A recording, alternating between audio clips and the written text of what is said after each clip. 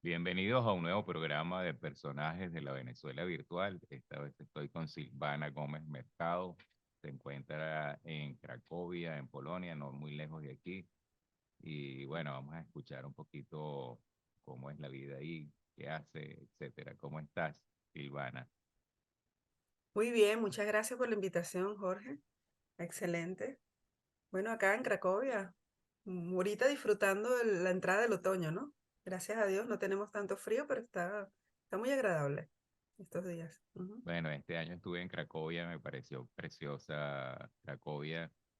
Eh, no sé, me dio una buena sensación, mejor de la que esperaba. Tiene esos sitios donde escuchas jazz y la ujú, gente en la calle. Era frío, pero sin ujú. embargo había cantidad de gente en la calle y eso me gustó. Mira, Cracovia es una ciudad muy mística y muy especial. Incluso en toda Polonia es una ciudad especial. Y hay alrededor de ella hay como muchas leyendas o historias, si queremos llevar así como el aspecto místico en que cuando tú visitas Cracovia, Cracovia te escoge, es una de las leyendas, es decir, te escoge y te selecciona y te toma como parte de ella y te llena, ¿no? Te lleva y dice que muchos de los que vienen o llegan a Cracovia y no se van, es imposible irse porque ella te atrapó, la ciudad te tomó como parte de ella, ¿no? Yo lo recuerdo a veces que era como la leyenda de la laguna de Mucubají, que ella se le muestra a quien quiere y se le cierra y no la puedes ver, no puedes tenerlo. Es algo así como parecido. La ciudad de Cracovia te atrapa y llega un momento que tú no sabes por qué, pero te quieres quedar acá o estás acá y vives acá. Es muy hermoso. Yo creo que también tiene la leyenda del chakra, ¿no? Que hay un chakra de la Tierra o de los planetas, uno de los chakras en la leyenda dice que está oculta en la piedra donde está el castillo de Babel, en la montaña, dentro de la cueva del dragón, está este gran chakra que manda que una energía, un campo magnético, algo de buenas energías a toda la ciudad, ¿no? Por kilómetros y a la gente, y es lo que hace sentir como esa misma sensación. Entonces, la leyenda es tan grande que hay muchos tours, free tours, personas que van a la ciudad, entonces donde está el muro más cercano de la dentro del castillo, de la pared, que por lo general siempre hay una exposición allí colocada, la gente se empieza a colocar como en la pared o estar ahí como unos minutos o tocando el área como pensando que se están recargando, ¿no? Que estás como recargando su energía tocando ese chakra. Y hay otros grupos, otras leyendas que dicen, pero tranquilo, que el campo magnético no necesitas estar En dentro del el, castillo, el chakra es lo suficientemente fuerte para llevarlo. Y están los que no creen en el chakra, que dicen, no, leyendas urbanas, eso no, eso es mentira, no hay. E incluso la han medido, han hecho mediciones con péndulos y cosas para medir.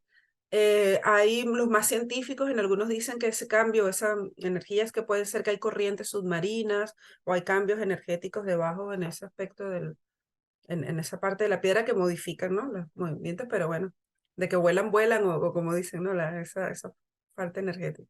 Pero sí es una ciudad bueno, muy, si uno muy cree en bonita. eso, seguramente tiene un efecto también.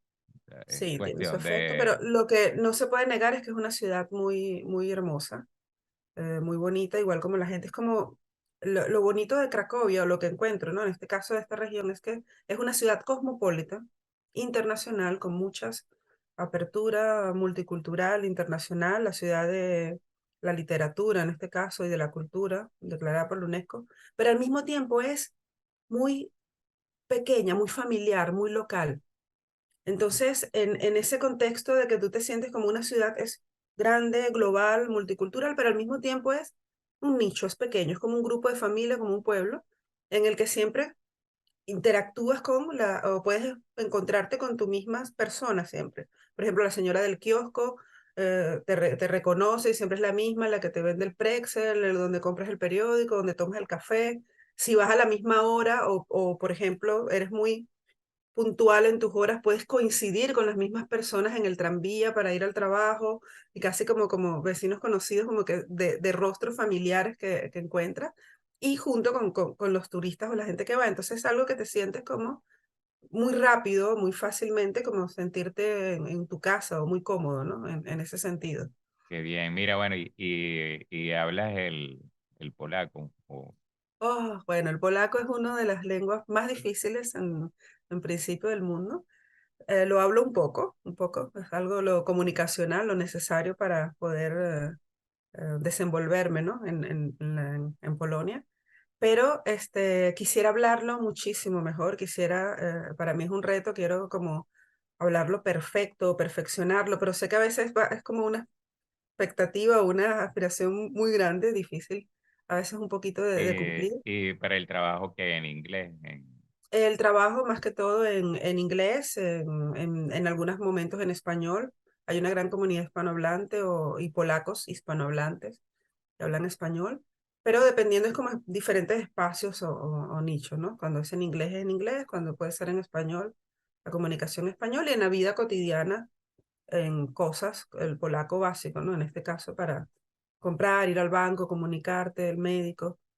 No tanto como sí. para tener una tertulia, que es lo que quisiera, y poder expresarme con mis mayores herramientas en polaco, pero el polaco es complicado a veces hasta para los mismos polacos, ¿no? En manejarlo así de esa forma más complicada y culta. Es que lo complicado tal vez para nosotros, o en este caso voy a hablar por mí como hispanohablante, es que las declinaciones, que nosotros no tenemos declinaciones en español, entonces tratar de entender que hay 6 puntos de vista, más o menos, 6, 7 puntos de vista para decir lo mismo, según el contexto o la circunstancia. Para nosotros es como difícil aprender cómo declinar, cuáles son las terminaciones para cada declinación, tanto los sustantivos, los adjetivos. Hay 3 géneros acá, hay 3 géneros, el masculino, el femenino y un neutro. ¿Qué más? Así que pues, complica la pronunciación que sí es muy estricta. Y entonces eso requiere tener un oído educado, ¿no? Un oído muy educado de poder diferenciar las C de las S y de las Z o las B. Entonces, a veces nosotros como latinoamericanos, o en este caso yo como hispanohablante, no diferenciamos o no estamos acostumbrados o no tenemos el oído exacto como para diferenciar esos sonidos, ¿sí? Siempre los tenemos como una pronunciación similar, la Z, la S, la C, pero para el polaco sí es importante, porque si lo pronuncias de manera diferente es otro significado, no significa nada, ¿no? Entonces es mucho que se escucha así como, cuando estuviste acá tal vez lo escuchaste como Harry Potter hablando a la serpiente, ¿sabes?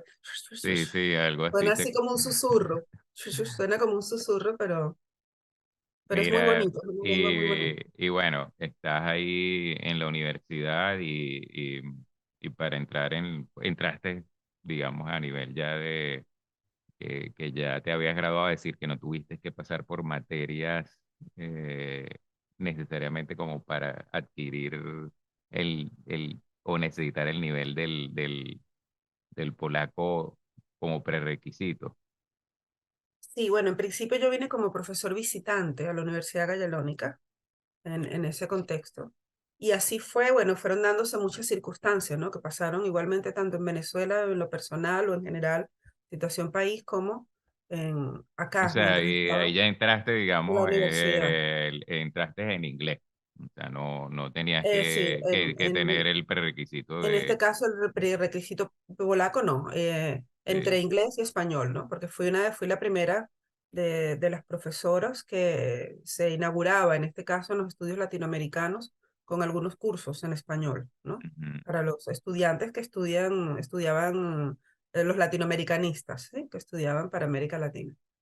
Y en ese contexto, bueno, en principio llego como profesor visitante, me fui quedando como con estos cursos. Aún todavía no tengo como los ingresos a la escala, ¿no? Como de los profesores nativos, por diferentes circunstancias, que ahí la estructura es un poquito diferente, ¿no? En ese sentido, como conocemos nosotros en las universidades. Existe la figura incluso del profesor habilitado, del doctor habilitado, entonces hay varias grupos, ¿no? Que hay que cumplir. Pero en mi caso, bueno, llego como profesor visitante, se fueron dando muchas circunstancias, tampoco puede ser profesor visitante toda una vida, ¿no? Pues hay que ir aplicando o ingresando, ¿no? Lo que sería la carrera. En ese interín o en ese grupo se crea o creamos, soy fundadora del Centro Cultural Latinoamericano. Entonces se decide entre de estos grupos o igualmente profesores, amantes de América Latina, y que tenían una gran influencia en Polonia acá sobre el tema latinoamericano, decidimos fundar o crear un centro de estudios o cultural de investigación sobre la cultura latinoamericana. Pero debía funcionar, mi idea o la idea que teníamos entre todos era que no solo era como de investigaciones o trabajos, como un punto académico, sino también debía servir como un referente o ir introduciendo o conociendo la cultura latinoamericana, que es tan diferente, porque aquí cuando se habla de multiculturalidad siempre están pensando en diferentes grupos y los latinos son una sola cultura. Pero el ser multicultural, Latinoamérica es multicultural, porque el latino de Bolivia o el de Perú, Venezuela o el de Colombia o México, todos son diferentes, tenemos un mismo origen o tal vez la misma lengua, pero los procesos culturales y nuestras tradiciones y muchas cosas son independientes y propias y necesitan ser expresadas y reconocidas como independientes, no todas como en un propio saco, ¿no? En un solo saco. Entonces, en ese contexto nuestra idea, nuestra misión es poder presentar toda esta gran variedad o esta acción multicultural de América Latina, del proceso latinoamericano, al mismo tiempo para que no se creen ni sesgos ni prejuicios de quien la observa. Entonces y igualmente ir fortaleciendo a la migración latinoamericana que existe, que pueda integrarse a la comunidad polaca, o en este caso a Europa y a la comunidad polaca, sin perder tu identidad. Es decir, sin que ocurra o exista una asimilación total, sino que tú dices, bueno, yo me integro, yo me adapto, yo formo parte ahora de una nueva comunidad, pero al mismo tiempo entiendo y respeto mis orígenes, mi identidad y mi cultura en este contexto.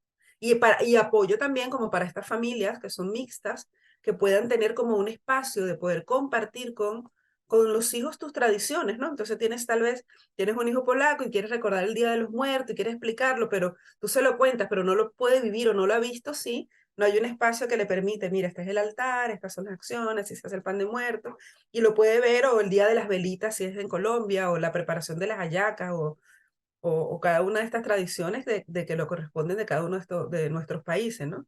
Un reto que nosotros tenemos o que tengo acá como un plan, una visión para Venezuela o con nuestros casos como los venezolanos es poder crear o ver una cofradía de los diablos danzantes, ¿no? Poder ver esa cofradía de los diablos danzantes o acá en Cracovia, ¿no? O en Polonia en general, en el Corpus Christi, que sería un choque en principio porque aquí el aspecto católico es más formal y más solemne, como lo conocemos nosotros en América Latina, pero poder traer esa procesión o poder organizar algo es uno de los planes que tengo, así como esa checklist que quiero cumplir.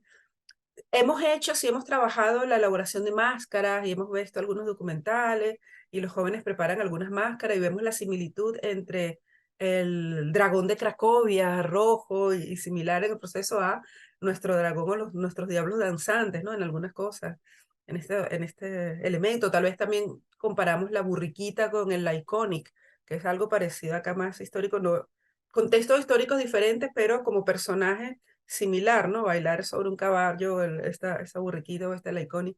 Entonces, muchas cosas en común, pero que tratamos de llevarlos y que el latinoamericano pueda encontrarse reflejado, ver, ¿no? Que sentirse orgulloso que encuentra en Polonia un poquito de su cultura, ¿no? Entonces, wow, en Mira, Polonia, un diablo. cómo es la migración del polaco hacia América Latina? ¿Qué países han ido más polacos que, por ejemplo, no Mira, en sé, Brasil principio, o Argentina o algo así? pero migración como de turismo o No, o migración. sea, de migración, migración. Mira, los principales países que fueron los polacos, bueno, viajaron por toda América Latina y se instalaron en Venezuela. Tenemos una comunidad polaca, eh, no grande, no gigante, pero una comunidad polaca considerable, más o menos como similar a la que podemos tener acá de venezolanos y que tuvieron una gran influencia, ¿no? Y desde el Toronto, ¿no? Que el Toronto hecho por un polaco y cosas así. Pero el grupo tal vez más mayoritario lo vamos a encontrar en Argentina y Chile, que fue cuando la Segunda Guerra Mundial, que se movieron algunos grupos incluso porque eran judíos, que se movían a estas zonas, y también en México había una comunidad de polacos grandes, ¿no? Influyentes, que fueron los grandes grupos donde se movieron, ¿no? que esto luego es interesante porque en grupos de generaciones que retornan, encontramos muchos latinoamericanos que son polacos, pero que nunca habían visitado Polonia, sino eran polacos por sus ancestros, por sus abuelos, que trataron de recuperan la ciudadanía polaca y vienen ahora a Polonia como polacos, pero con el alma o interno como latinoamericanos que están también aprendiendo el idioma, adaptándose, preparándose muchas cosas, pero vienen a encontrarse con sus familiares, con los hermanos de sus abuelos, y algunos son sobrevivientes, o algunos primos, gente, entonces como están reunificando, conociendo, ¿no? Una nueva familia, son muchos los que vienen en ese sentido, y muchos los que están buscando, buscan, y nos consultan la forma de cómo poder recuperar documentos o buscar documentos que necesitan de sus abuelos o de sus padres que están en archivos aquí en oficiales, pero que los necesitan para iniciar su trámite de recuperación de una ciudadanía o reconocimiento de la Carta Polaca de Mira, ciudadanía. y estabas, la primera vez que nos contactamos tenía que ver el tema con migración, ¿no? Y con refugiados y este tipo de cosas. Ujú. Ahorita recuérdame exactamente en qué estás trabajando con respecto a este tema.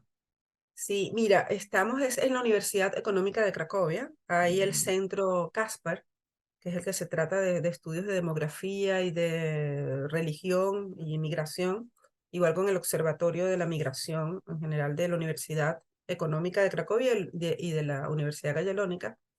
Estábamos estudiando, hay un proyecto muy importante que tiene o que está llevando la universidad, en este caso el Centro CASPA, dirigido por el profesor Stonavsky.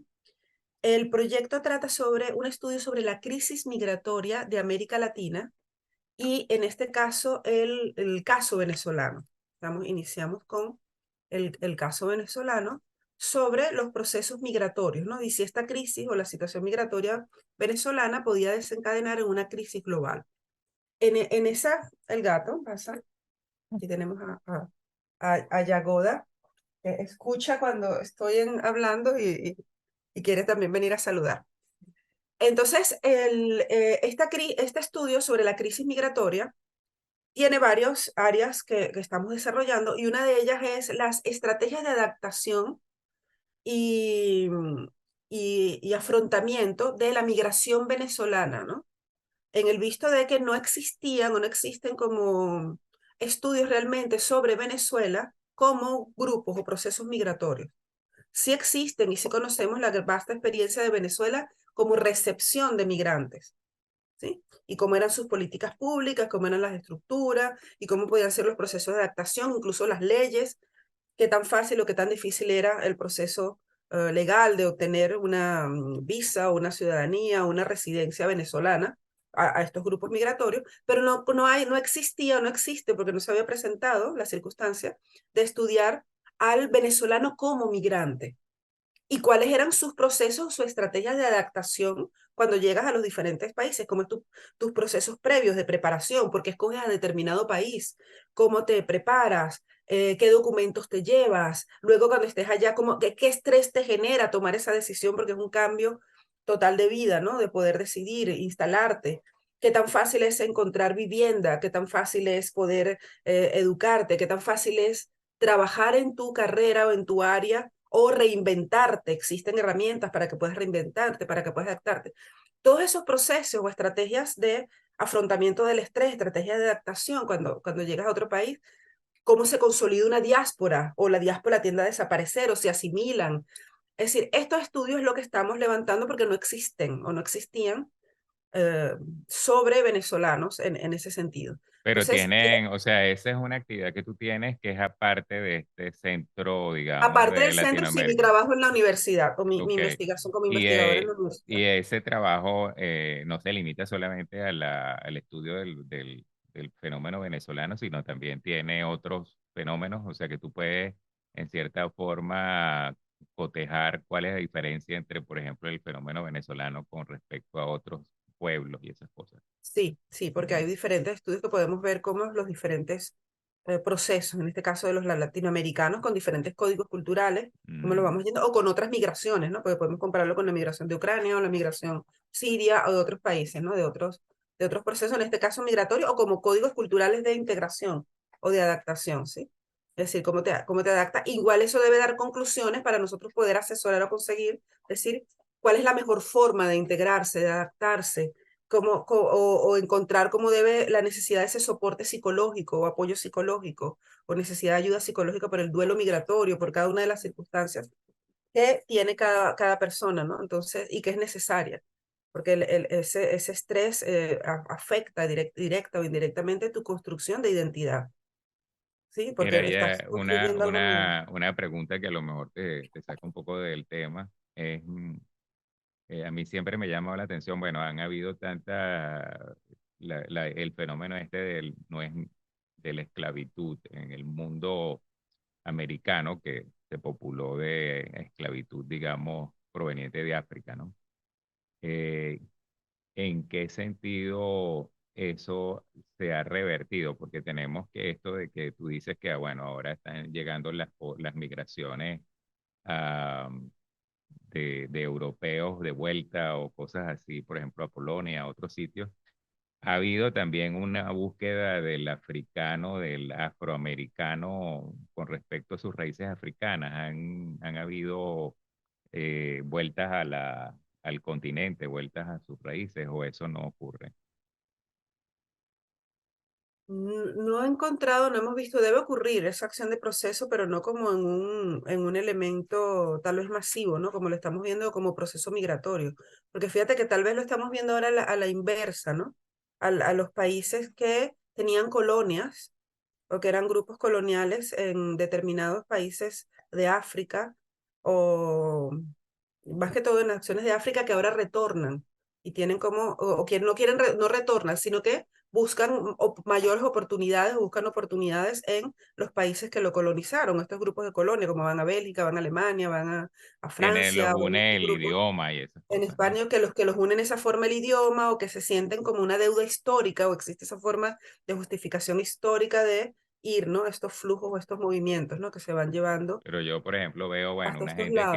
que baile los tambores de San Juan y tal, y que de repente vaya y se dé cuenta que esos tambores son parecidos allá, no sé, en el medio del Congo. Debe ser una experiencia extraordinaria, ¿no?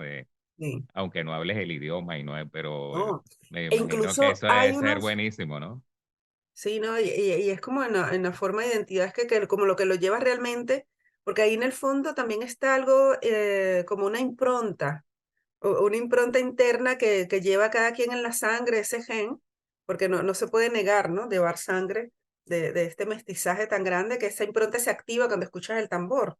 Sí, Entonces solo se activa como un wifi, una impronta que se va activando cualquiera y quieras o no quieras, estás como poseído, bailas solo o encuentras sí, el ritmo solo, ¿no? Sin llevarlo porque la impronta se te va a activar, tengasla o no la fenotípicamente o exteriorizada, se te va a, empiezas como a sí. sentir ese baile del tambor esa, por dentro, No, ¿no? y una gente que esté, no sé, que venga de Estados Unidos, de un sitio de estos, que haya de verdad una comunidad de afroamericanos y que de repente vayan a África y se den cuenta, oye, este es mi continente, aquí soy igual a la mayoría y cosas así, debe ser, no sé, fabuloso también el Y sentimiento como un así de descubrimiento. sentirte en una super casa, ¿no?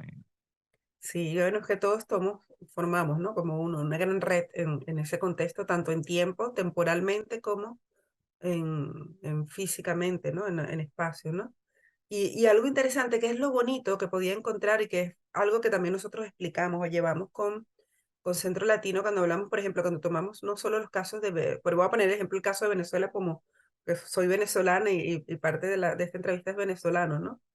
Sobre los venezolanos, es cuando hablamos de la comida, la importancia de la alimentación y la comida en las integraciones culturales y en las tradiciones.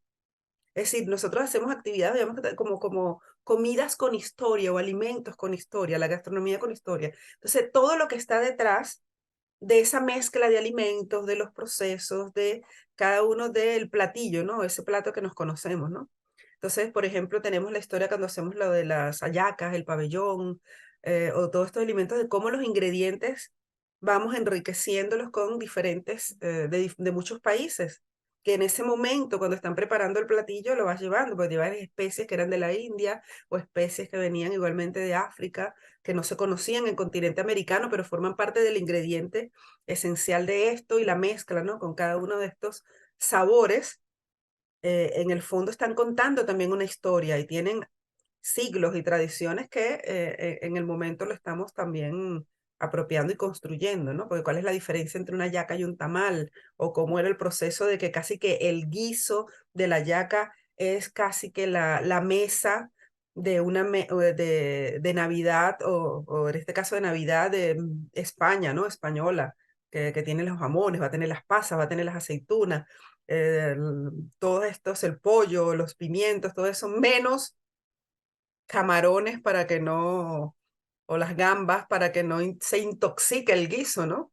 Que está en ese caso, porque no sé si la historia está que contar de la Luque sobre que la famosa hallaca intoxicada que mató a casi a toda una hacienda y que fue objeto de de la penitencia del obispo en ese día, en esa misa que condenó a Caracas completa, ¿no? Luego se extendió por toda Venezuela, pienso yo, que esa penitencia de que ahora deben comer hallaca todo diciembre, que se cumpla hasta nuestros días, de que casi que la comida es, cumpliendo la penitencia de ese día, es comer hallaca todo el año, ¿no? Porque, ¿cómo Bueno, explicarlo? menos mal que existen los freezer, porque yo a veces Sí, abro sí. el freezer por ahí en enero y digo, bueno, aquí todavía hay hallaca. Sí, porque estamos cumpliendo, a veces yo lo comentaba, estamos cumpliendo la penitencia del obispo, de ese castigo, ¿no? De esa famosa yaca descompuesta que mató a un gentío. Dicen, ahora van a comer yaca todo el año. Y era la forma de explicar nosotros, porque cuando explicamos la comida venezolana, yo digo, bueno, es que la yaca es un platillo venezolano de Navidad que comienza como en noviembre, por ahí en octubre, que comienza esa preparación, que lo comemos todo el año. La nevera desaparece, en la nevera van a existir solo hallacas Y y bueno, bollos. yo estuve No hay más. casado con una centroamericana y Ujú, claro, ellos tienen el tamal, entonces la diferencia, diría yo, entre el tamal y la yaca no es simplemente los ingredientes, eso, sino es que eh, la mayoría de las personas, bueno, primero el tamal es algo así como ujú, todo el año, y ujú, segundo que la mayoría de las personas en Venezuela se sienten orgullosas de su receta. O sea, hay como ujú. alguna personalización de es una cuestión familiar, esta es De la la de yaca, la sí. yaca de mi mamá o la yaca de mi Ujú, mujer o la yaca de fulano y tal. Y eso no ocurre en estos otros lados porque en muchos casos hay tamaleras que tú vas y ujú. compras el tamal y listo. Pues claro, Y hay listo. tamales de distintas categorías, unos mejores que otros. Pues si haces una cosa especial, pues comprar ese tamal que es mejorcito y tal, pero no es algo que, primero, no es necesariamente para Navidad y segundo, no es así tan personalizado Ujú, como uno que, bueno, hice mis hallacas y tú se lo quieres decir a la gente, ya salí de las hallacas, una cosa así, eso ujú. no ocurre. No, pero es que fíjate que es muy interesante lo que dices y lo que mencionas, y es la esencia en esa acción de ese código cultural o identidad venezolana. La comida o la acción de la identidad venezolana siempre es como muy familiar. Y en esa acción familiar, los núcleos o las redes de conexión del venezolano son familiares. Es decir, fíjate que la elaboración de la yaca lleva un proceso de reunión familiar. Es decir, no puedes hacer una hallaca, no, yo solo voy a hacer hallaca. No. Es decir, es la reunión de la familia, que la familia Gómez Mercado se va a reunir a hacer las hallacas y puede haber invitados, amigos y tal, pero eso es un fin de semana, que el proceso inicia desde la planificación de que cuando vamos a hacer las hallacas, poner de acuerdo a la gente, el próximo fin de semana. Entonces Pedro pide permiso en el trabajo, no, jefe, por favor, necesito un día porque vamos a hacer hallaca. Para hacer hallaca, entonces ya sabes que porque te vas a levantar temprano desde ese día o el viernes, el día que escogiste para ir para el mercado, ahí casi con la familia escoger, comprar los ingredientes, buscar la soja, llevar como todo el proceso. Y luego lo que se arma, ¿no? En la fiesta. Y es como una estructura gerencial. Hay porque cada quien tiene un proceso que conoce que va a cumplir una tarea, una actividad que lleva a hacer, desde ir preparando todo, preparar la mesa, preparar los espacios, el que se va a encargar de la recreación, el que se va a encargar de la comida paralela mientras están los fogones ocupados o la cocina casi tomada por el proceso de la elaboración de la yaca, los que están lavando las hojas, los que están cortando las hojas, los que están picando los guisos y las abuelas o el project manager, la gerente, que es la que está encargándose de preparar el guiso o la que tiene encargado de la preparación del guiso con la receta familiar secreta, que es lo que tú dices que lo y que nadie se lo puede tocar. Y Porque el que cada le toque el quien, guiso ya se acabó, hay que y empezar de cada quien cero. lo defiende a capa y espada. Esto está, tú sabes, está bien, pero la mía, Y después cuando pasa a la otra generación, que es la que toma la acción, que es algo bonito, interesante viendo con esta diáspora venezolana, que es algo interesante, jocoso, pero súper interesante, en cómo los jóvenes, y más que todo como la gran mayoría hombres, porque habían de estos chicos de hombres que estaban en la diáspora o que están en el exterior, preparando hallacas cuando ellos eran los encargados nada más de lavar las hojas y amarrarlas. Pero ya tomaron, como ya saben, ya tienen como el recuerdo de la transmisión. Mi abuela le hacía esto, o al guiso le poníamos esto, o acomodamos sí, esto. bueno, Ya tenían como esa noción. imagínate, yo tengo desde el 83 afuera y nunca he dejado de comer hallacas prácticamente. El año pasado dije, voy a hacer un invento que hice al final, que eran hallacas tipo sushi. Ajá, En lugar de ponerle hojas, le puse hojas de, ¿cómo se llama? De alga y ajá. hice unos rollos eh, de tipo sushi y tal. Entonces mis ya, ya. hijos que no nacieron en Venezuela, mi hijo nació en Alemania y mi hija nació aquí en Austria, dijeron, pero ¿cómo no vas a hacer hallaca y esto? Entonces lo vamos a hacer nosotros. O Ujú, sea que ujú. estaban como protestando Que les porque... quedó que esto no es la yaca, rompiste. Sí, pero yo dije, no, bueno, quiero hacer un experimento, pues. Ujú. Yo también quiero hacer un experimento. Acá hay una comida que es, no sé si las probaste cuando estuviste acá. Bueno, sí las probaste. Los pierogis. ¿Tú probaste Mm, los pierogis? ¿Cómo son? Los pierogis son como unos tortellinis o como unos guiosas o como Sí unas. los probé. Los probaste, que hay los ruski pierogi, Sí, los hay sí. con diferentes Rico, tipos. sí, ¿Sí? sí. Muy rico. Yo quiero hacer unos pierogis de hallaca. Lo único que se nos va a quitar, lo que no vamos que no voy a poder como organizar, pero obviamente hallaca es hallaca, pero quiero experimentar de hacer unos pierogies sabor hallaca, pero lo que me está costando un poquito es cómo hacerlo de la hoja, ¿no? Porque tú sabes que el pierogi es como hervir estas empanaditas y que luego pueden Sí, ser fritas, pero pienso que tal vez cubro cuando los hierva con hojas y taparlos con hojas, pero no cada uno por separado porque sería imposible, pues son como unos tortellini o unas empanaditas así. Y el concepto para hacerla como de hallaca es que la masa no sea de trigo, sino masa como masa de maíz y que el relleno sea un guiso, ¿no? Un poquito del guiso, a ver, con el guiso de hallaca para ver sí. si toma el sabor y con las hojas, con lo que hervirlo con las hojas, a ver si toma el sabor de la hoja, pero quiero como experimentar a ver ese pierogi hallaca o hallaca pierogi, cómo No, bueno, verlo, a ver si qué sale. yo he hecho hallaca, he hecho ya dos experimentos que creo que me gustan, los voy a seguir haciendo. Uno es, inventé el hallacón, que es Ajá, hacer un paires o un molde de estos cuadrados donde uno hace el pasticho. Entonces pones una hoja, ujú, le echas aceite, por supuesto, a ujú, eso para que no se pegue, pones la masa de la yaca como si fueras a hacer ujú. una yaca, pero cubres toda esa Gigante. Ujú, completa, y entonces pones el relleno de la yaca y luego pones otra vez masa como de hallaca, pues ujú, arriba de eso tapando, y luego pones entonces una hoja. Y eso lo metes pones como si fueras, lo metes al horno como si al fueras a horno. hacer hallaca y también pones un envase con agua para que se evapore y tal y se Haga cree el un poquito vapor. eso. Y eso Así queda como una empanada gallega, pero pero hallaca con porque hallaca, tiene de el hallaca. sabor de la hoja, es un hallacón grandote que parte después Ujú. en trozos así como que si fuera Como a un... servir un pasticho, cada quien se come su cuestión cuadrada y bueno, Oye, se funciona como para un evento masivo, así le puedes grande. poner un adornito arriba y tal, o sea, yo esa es porque yo a veces digo, bueno, como uno de todos modos come tantas otras cosas, tú puedes hacer un Ujú. plato así que digas, bueno, el cuadradito de la yaca, el redondito de la ensalada, el no sé qué cosa, o sea, es como un rompecabezas navideño, una cosa así. Y, Sí, oye, es súper interesante. y la extensión de eso lo hice con el sushi allá, que ese fue Ujú. el otro. Que dijeron que no. No, No, bueno, que a mí me pareció chévere porque te lo comes frío. sí, sí. Lo cortas Sí, así y y tiene el tienes los sabor, rollos tiene el y sabor. tiene Masterchef, sí, tienes el tiene, tiene, sabor y también le puedes poner salsitas arriba y tal para de que tú sabes adornarlo un poquito. tienen que Y invitarte al Masterchef a ver cómo la interpretación de este sushi ayaca. Y el ayacón está interesante, porque funciona sí, como para un buffet o algo.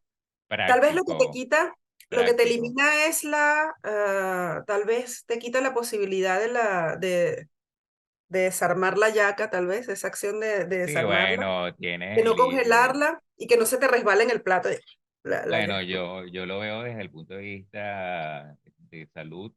Digo, Ujú, comiste hallaca una sola vez y listo. ujú. O sea, Ya, exacto. porque en mi caso particular, cuando hay hallaca, sigo comiendo hallaca, sigo comiendo hallaca, sigo comiendo hallaca, de los Pues tenemos que triglicéridos cumplir para la arriba, penitencia.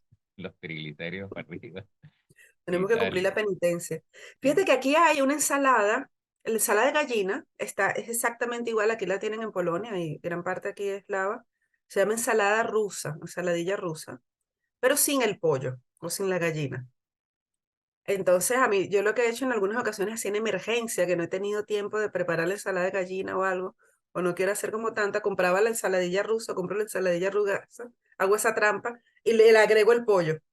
Al revés, preparo el Sí, pollo, le es agrego el pollo, la rica mezclo. esa ensalada de gallina. Tú sabes que esa ensalada de gallina es mi ensalada Ujú, predilecta, ujú, porque el, o sea, mi hermano que me precede a mí, él no comía gallina, no comía pollo. Entonces no ujú, hacían casi nunca ensalada de gallina en la casa porque, bueno, ujú, para no hacer, digamos, un menú para uno y un menú para otro y cosas así. Entonces, pero el día de mi cumpleaños, que es el 21 de marzo, me hacían ensalada de gallina porque yo era el cumpleañero, pues ujú, entonces es mi predilecta. Y luego descubrí que para el Noruz, la celebración esta que hacen los iraníes, también se ujú, come ensalada de gallina, que es ujú, una especie también de ensalada ujú, rusa. Y bueno, ujú. la ensalada rusa y después vas a Sevilla y encuentras unas delicadezas de ensaladas parecidas a la de gallina. Entonces es una cosa así que yo digo, qué sabrosa esa ensalada que Sí. es siempre como festiva. Sí, es festiva, es como algo con una explosión de sabor y que acompaña y que es algo. Entonces tenemos acá, es decir, no es fácil encontrar acá en Polonia todos los ingredientes, pero sí los encuentras. Lo más difícil es encontrar la hoja. El resto encuentras la harina pan y puedes representar, ¿no? Todos los Sí. sabores. La carne no Mira, tiene un sabor. volviendo al Ujú. tema de la migración, entonces, Ajá. bueno, yo sí veo que hay distintas etapas de la migración y estas cosas y distintos motivos por los cuales migrar. Y, y entonces, bueno, viene el caso este que tú dices que es bueno integrarse sin perder su propia cultura, o sea, que haya una Ujú, integración sin lavado de cerebro, una cosa así. ujú. Eso quizás es lo más saludable, ¿no? Pienso yo. Sí. Pero ¿tú crees que eso es lo que la gente quiere, por ejemplo, en Europa? Que yo veo que no tanto en los latinos, porque los latinos yo creo que nadie les para tanto así. Pero, por ejemplo, en el caso de los musulmanes que quieren que se vuelvan europeos totalmente, que las mujeres sobre todo que dejen de usar el turbante, esto y lo otro. O sea, yo creo que a la gente no le gusta mucho tampoco que tú te quedes con algo de tu cultura, así que te quedes con lo que es de la cultura tuya, pero que sea cómodo para el país receptor. Ujú. Pero es que yo creo que en principio, porque, por ejemplo, esta integración, es que hay muchos factores, ¿no? Muchos elementos aquí en este caso, ¿no? Porque una cosa sería la integración y otra cosa es la asimilación, una acción como una total asimilación que a veces ocurre en los procesos de asimilación como un proceso tuyo de estrategia de afrontamiento a la necesidad de querer ser aceptado. Que es, por ejemplo, cuando tú encuentras personas o hispanohablantes, vamos a ponerlo como en el caso de España, que quieren hablar como, pues hombre, o toman, no es nada negativo, pero que pueden adaptar las expresiones, el acento o el hablar, ¿no? Que sí ocurre porque yo estoy consciente que tanto tu español como mi español venezolano, nuestro acento venezolano, ha sufrido algunas modificaciones en el tiempo, ¿no? Porque es auditivo. Claro, Recuerdo que es claro. Pero tal vez en algunas ocasiones no perdemos totalmente el acento cuando escuchamos otra vez o hablamos a casa, volvemos, hablamos con nuestra familia, retomamos otra vez tal vez algunas entonaciones, ¿no? O algunas palabras. Pero es posible que hay grupos de personas que para a integrarse o adaptarse o asimilarse, toman este tipo de acento para poder mimetizarse o sentirse como más aceptado, mimetizarse en el grupo. Eso es un fenómeno, un proceso. Pero en los otros que puedes decir, que llamas, por ejemplo, cuando hay diferentes grupos culturales, o en este caso como con regiones, opciones culturales totalmente diferentes y que son por leyes, es donde está ocurriendo estos famosos choques o grupos, ¿no?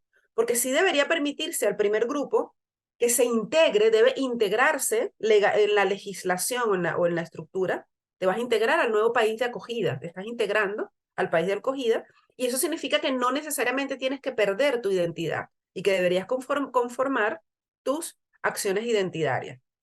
En algunos casos, o el choque que se está viendo es porque algunos grupos no quieren o no el tomar la acción de identitaria se convierte como en una acción existencial, en esa acción de existencia, y choca algunas acciones de elementos legales con otros elementos legales. Por ejemplo, el mayor problema que ocurría era como en la fotografía, en la licencia de conducir, ponte tú, que si llevaban algunas mujeres, llevaban el rostro totalmente cubierto por la licencia para tomar una fotografía de una licencia de conducir, era difícil identificar o tener una acción oye, ¿cómo sabemos que la persona que está usando esa licencia es la correcta y no está, que es una sola licencia para millones de personas que se la están prestando? O que te la puedes prestar porque no puedes determinar si lo hacen, ¿no? Entonces, hay ese choque, esa línea que no se logra cómo no llevarla, entonces llegan los extremos, llegan los procesos extremistas en que demonizas todos los procesos. Entonces la gente, no, que no se quieren cubrir el rostro, que no se lo quieren quitar o que tenemos que limitarlo, ¿no? Porque hay choques tanto legal, cuando la acción legal entra en la acción cultural, en la acción del país. Obviamente la primera o las segundas generaciones ya son parte de ese país.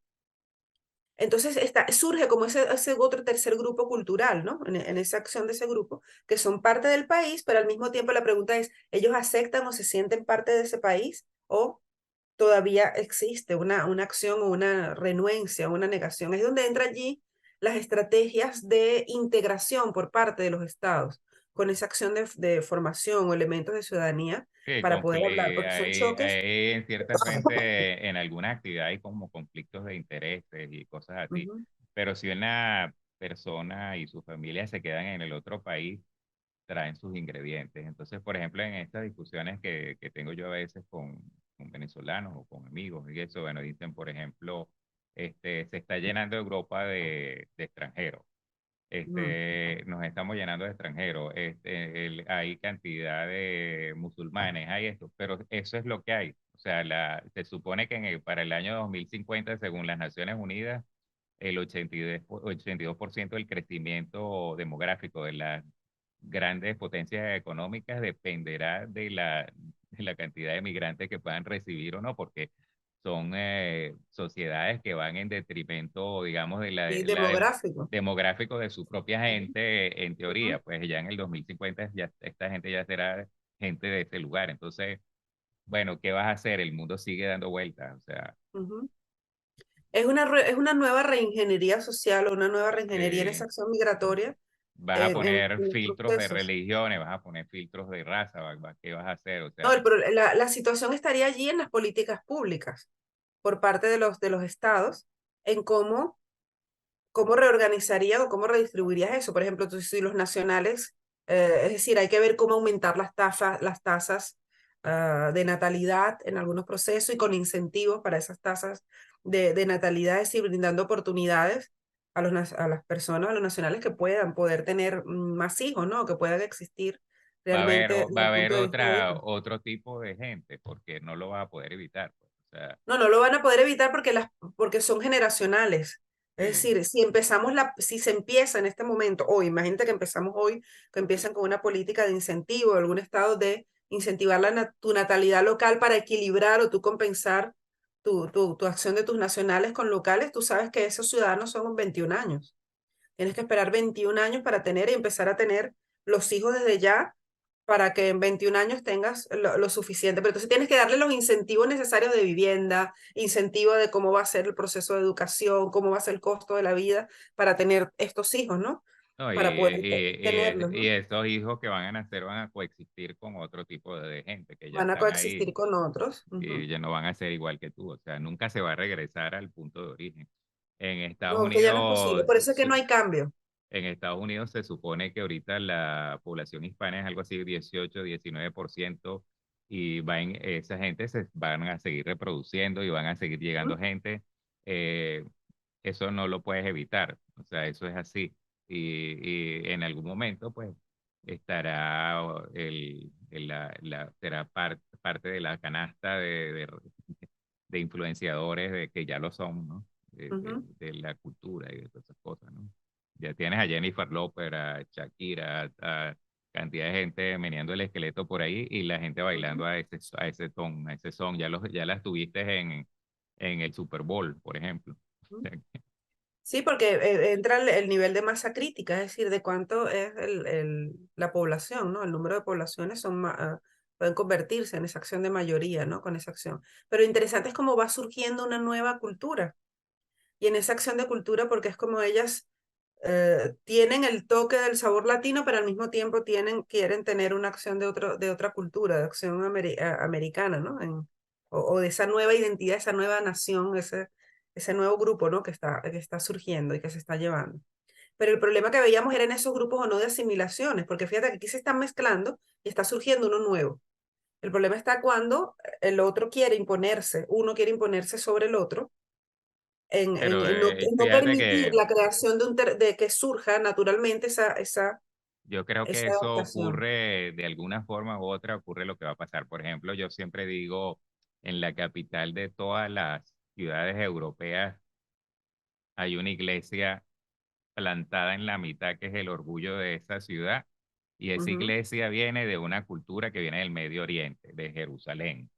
ujú, Eso fue caminando para allá, para allá, para allá, para allá, convirtió a la gente en otra, una religión que no tenía nada que ver con el lugar ujú, y se posesionó del centro de la cultura y hoy tienes que, por ejemplo, en el caso de Europa, se define la cultura de Centro Europa en base a ujú, la religión católica que no tenía nada que ver con Europa, es ujú, traída artificialmente, puesta ahí, hasta su libro es escrito en otro lado, es decir, y eso es la base del derecho romano, la base de muchas cosas tiene que ver con eso.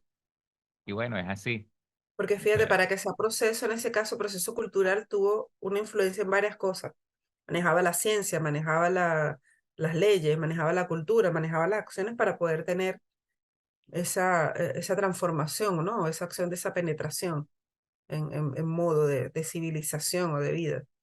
Y bueno, lo que estamos viendo es el un origen tránsito. de la escritura, ahorita que está tan en boga Gaza, ¿no? Entonces, el Ujú. origen de la escritura viene ahí de Caná, ¿no? De esos sitios ahí. Y quién se ahorita piensa que tú escribes en internet, escribes allá, hablas, hay libros y tal, lo conecta con eso nadie.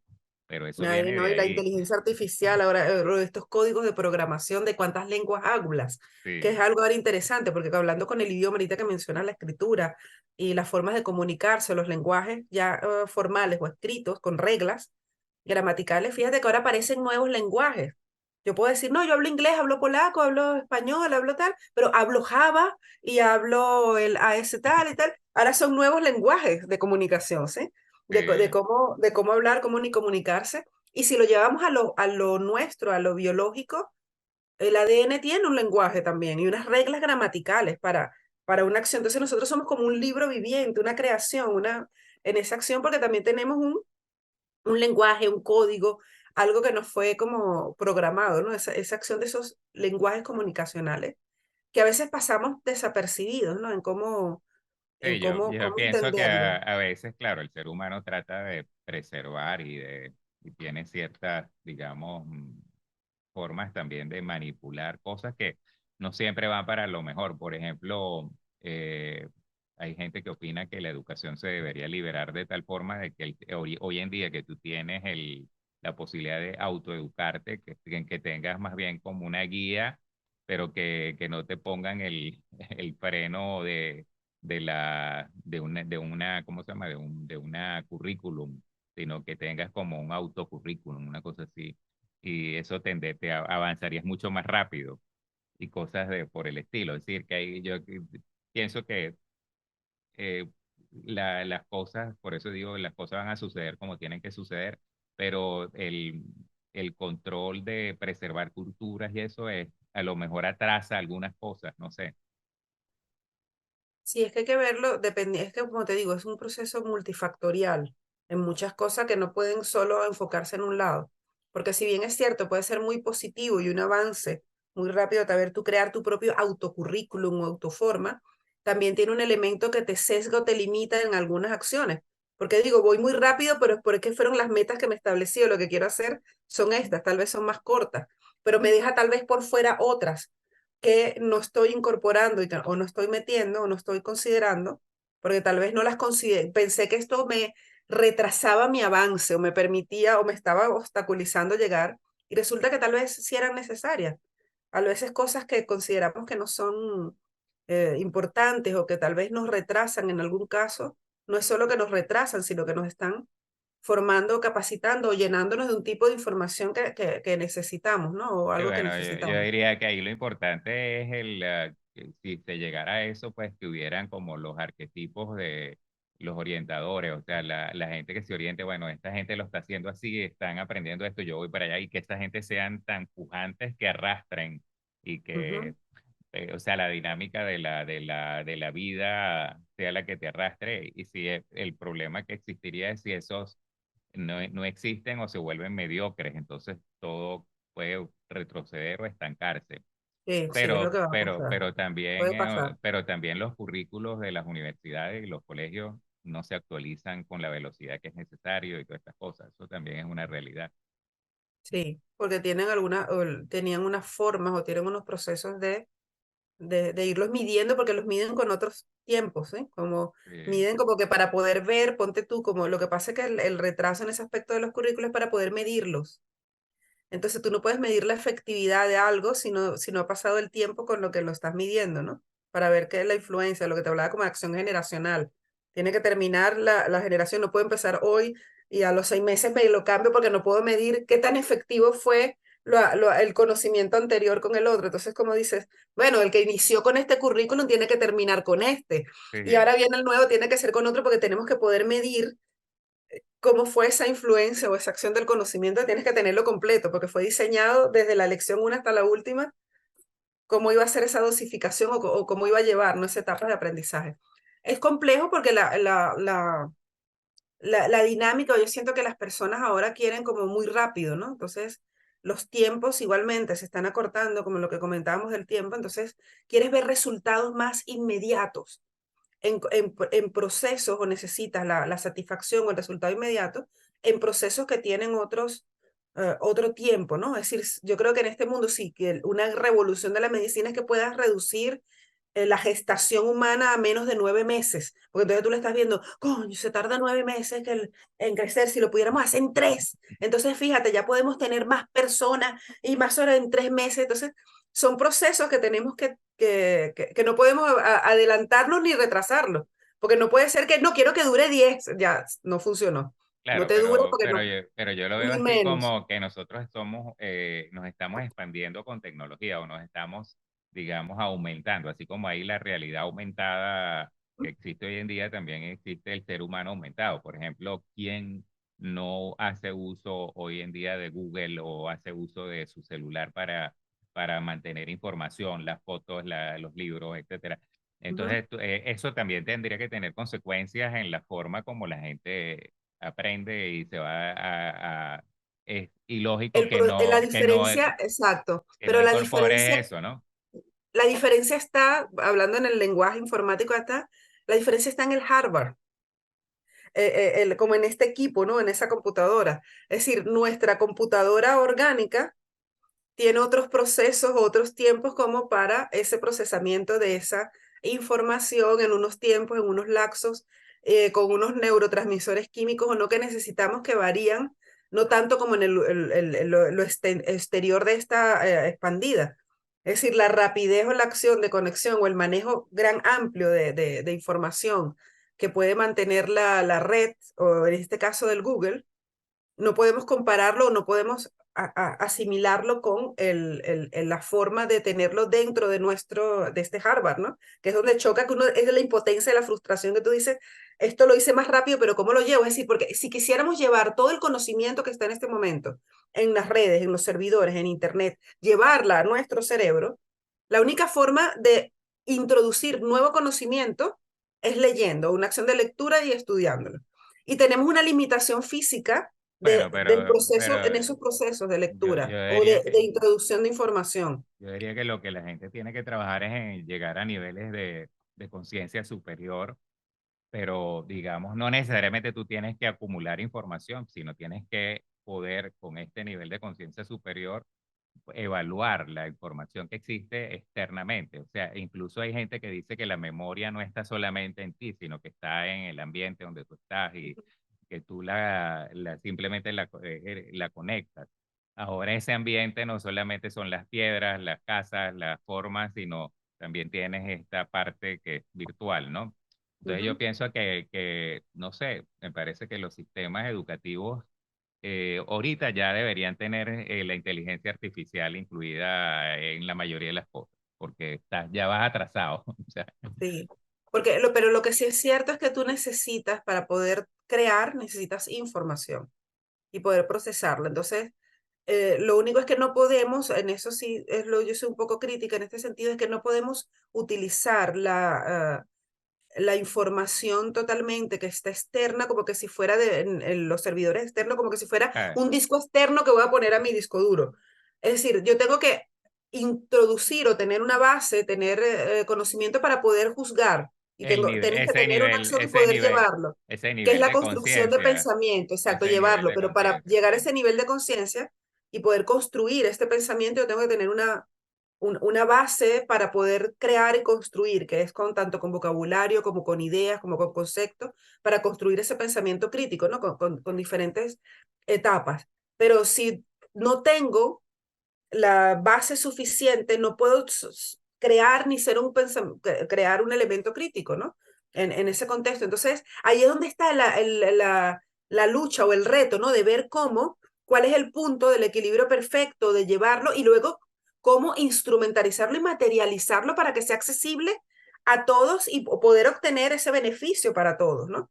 Porque comentaba con una persona en esto con lo de la tecnología, que decía, oh, mi hijo sí es inteligente, tiene 4 años y maneja un smartphone y sabe cómo abrirlo, cómo cerrarlo, es porque estas tecnologías ya nacieron. Y comentábamos en el grupo, en este grupo comentábamos, bueno, inteligente es el que creó el programa y el que creó el aparato y introdujo eso, que lo hizo de una manera tan intuitiva que hasta un niño de 3 años, 5 años puede manejarlo, darle una instrucción, incluso hasta un perro, un gato o un delfín que dicen que selecciona. Es decir, que no necesitas un desarrollo o un conocimiento tan grande como para poder hacerlo, es una acción de forma intuitiva. Entonces, pero la inteligencia está ahí el que lo creó, el que supo cómo conectar esa programación, cómo diseñar y cómo llevarlo para bajar todo esa gran Claro, forma de información y acción a un nivel intuitivo, ¿no? pero eso siempre existió. Yo me recuerdo, por ejemplo, Claro, en la universidad tú te comprabas el libro de física y había gente que entendía rápido. lo necesario para pasar el examen y había gente que entendía mucho más que podía después escribir un libro de física. O sea, eso Ujú. siempre existió. O sea, hay gente que se queda al nivel básico. Todo el mundo encuentra su punto de, Su digamos, nivel. de su nivel en que ya no puedes continuar más, no crecer más, porque eso es así, la vida es así. Mira, bueno, todos los que pasan por aquí, tienen que dejar su concepto de felicidad, así que ya llegamos al final. Me tienes que decir Ok. cómo es tu concepto de felicidad. Un concepto de felicidad. Bueno, es un tema muy filosófico, una pregunta muy existencial. Mira, pero para mí, ¿sí? En mí, no como teórico. Para mí la felicidad, o yo siento, yo lo como vivo, ¿cómo soy yo feliz? Para mí la felicidad es armonizar tu ser con tu estar. Así lo veo yo, ¿no? Y siempre lo digo a mis alumnos, a la gente, o a los que son de mi obligación. Yo digo, nosotros cuándo, porque es al revés, vamos a interpretarlo, cuándo somos infelices o cuándo no nos sentimos cómodos. Por lo general es cuando mi Cuando estar no se somos algo corresponde y estamos en algo y distinto. estamos, entonces te sientes en el lugar equivocado o te sientes que no es lo correcto. Pero si yo logro armonizar mi ser con mi estar y llego como a ese nivel superior como lo que tú estabas comentando, pero por ejemplo, si yo estoy en un salón de clases y siendo como maestra, mi ser para que esté armonizado es que yo tengo que sentirme y ser maestra. Hoy voy a dar clase, voy a explicar, voy a dar. No puedo estar de maestra siendo en mi mente abogado, pensando, yo quiero estar en un tribunal ahorita, yo quisiera estar en un juicio aquí dando esta clase. Entonces no me siento feliz, qué porquería de esto, porque en este momento he sido infeliz y transmito infelicidad porque los otros van a sentir que no estoy cómoda, que no me gusta hablar con ellos. ¿Y tú qué quieres? Y el otro, cállate. Y tal. Entonces, si yo logro y todos entendemos de que entendamos el lugar de estar donde estamos y logramos armonizarnos nuestro ser en eso, creo que somos un poco más felices porque hasta vamos a disfrutar lo que estamos haciendo. Y podemos hasta encontrar y construir, ¿no? Construir, óyeme, cómo hacerlo, cómo construirlo mejor, ¿no? Yo creo que la esencia de la felicidad es eso, es lograr Mira, armonizar nuestro ser excelente me parece, por lo con menos estar. tener el sentimiento de que vas en dirección a cada vez acercarte más a lo que eres, pues. O sea, que vas teniendo Exactamente, pero, éxito en esta dirección, o sea, que lo que estás y pasa haciendo en todo. no te estás alejando de ti, sino te estás acercando a ti. Me Porque pasa parece hasta en la casa, si yo estoy en la casa, entonces fabuloso, fabuloso, sí, no quiero cocinar, no quiero estar, yo no quiero ser esposa, estás pensando en el trabajo, o estás en el trabajo y estás pensando sí. en la casa. Hay Mira, que y armonizarlo para ser feliz. un eslogan es ese, hay que armonizarlo para ser feliz. Armonizar, bueno, puede ser armonizarse, armonizar tu ser con tu estar. Y un eslogan pudiera ser como el que te digo de no lo diga, hágalo. Es decir, como que decía mucho mi papá, no lo diga, hágalo. Es Sí, decir, como que voy a hacer, y quiero hacer y voy a hacer. Mi papá, no lo diga, hágalo. Es decir, échale pichón, échale pichón, con fuerza, así como, empiece. Mira, bueno, buenísima la conversación, como no, excelente, viste, gracias. provoca seguir hablando, pero Ujú. hay que limitarlo a algún El momento en que tiempo es se acabe, reducido. Sí. sí. Y bueno, muy agradecido y estoy a la orden aquí en Viena, no estamos tan lejos, así que si Sí, alguna vez no, te no, echas claro. una vueltica por aquí, Claro eh, que sí. Quiero ver. te mostramos las praderas de Viena. Ah, qué bien. Igual, bueno, igual cuando pases por acá por Cracovia, toca la puerta.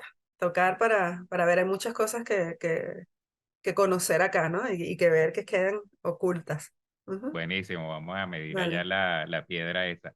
Bueno, un Dame abrazo. así, toma energías de la piedra y muchas cosas. Y el vino caliente. Bueno, igual ustedes tendrán ahora vino caliente en el. El Glühwein, sí, Eso. ya debe empezar, Ya ya lo mejor. empezó, sí. Sí. Bueno, un Ujú. abrazo. Bueno, gracias a ti. Perfecto.